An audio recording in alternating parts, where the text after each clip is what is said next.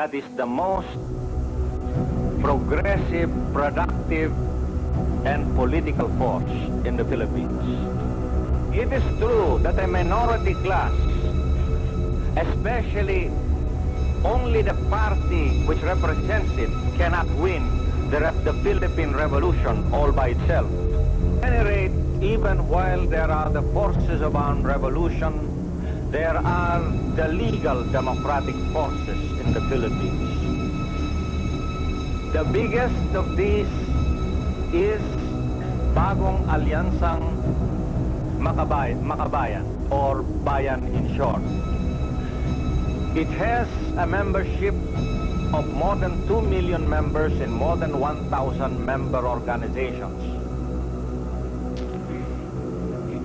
Its biggest component organizations are Kilusang Mayo Uno, which is the labor center, the Pambansang Kilusang Magbubukid, which is the Kilusang Magbubukid ng Pilipinas, or KMP, Gabriela, the Women's Alliance, League of Filipino Students, Alliance of Concerned Teachers, Cadena, and so on. As I have earlier pointed out, Partido ng Bayan, founded last August 30 and 31, was an outgrowth of Bayan, the big coalition. It started with 50,000 charter members, and as of November 22 last year, its membership rose to more than 500,000. This is not an insignificant party. If we compare it with PDP Laban, which is the favorite party of Mrs. Aquino, PDP Laban has only 200,000 as of November 1986, despite the advantages that being in power allows. In the face of terror tactics and other special measures being taken against Partido ng Bayan, should it withdraw from the arena of electoral and other legal struggles? No, it should not. Not even Marcos, enjoying the powers of an autocrat, could put down Bayan, the coalition, and all its component organizations. As Marcos tried to put them down, they only became stronger in the course of struggle. Is it true that the Philippine left, or the progressive forces, representing the fundamental interest of the working class and peasantry, being marginalized by the ascendance of Mrs. Aquino to the presidency and by such so-called democratic operations as now being unfolded before our eyes? If you recall, Marcos, while he was still being referred to as the champion of democracy and as an effective anti-communist fighter, he was being lauded by the United States for his citizens' assemblies, referenda, and elections. But those voting exercises did not prevent all forms of organization and all forms of struggle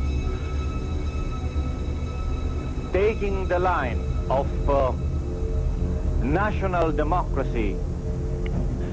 If we recall Nguyen Van Thieu, he used to hold voting exercises and he won sizable votes, but soon afterwards his government would be put out by what was then a people's revolutionary government developing in the countryside.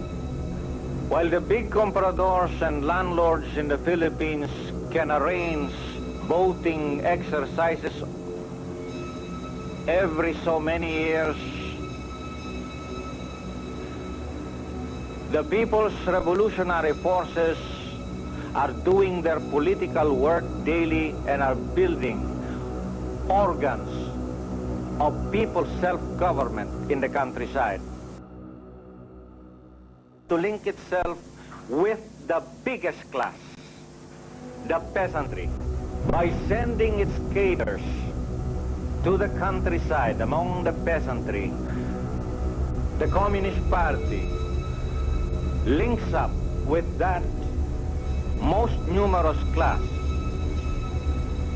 and ensure that the basic alliance of the working class and the peasantry is built. So, the basic alliance of the working people links itself with the urban petty bourgeoisie, consisting of the small traders and entrepreneurs and the general run of professionals and highly skilled technicians. These three social forces together compose the basic forces of the Philippine Revolution. Further on, these basic forces of the revolution link up with the middle bourgeoisie to make what is called the National United Front. At the moment, the most consolidated expression of the National United Front in the underground. It is a united front for armed revolution, and it is the National Democratic Front. The National United Front, however, is not only for the purpose of armed struggle. It is also for legal struggle. There has to be a combination of the two forms of struggle. That is the way how the Filipino revolutionaries conceive of their strategy.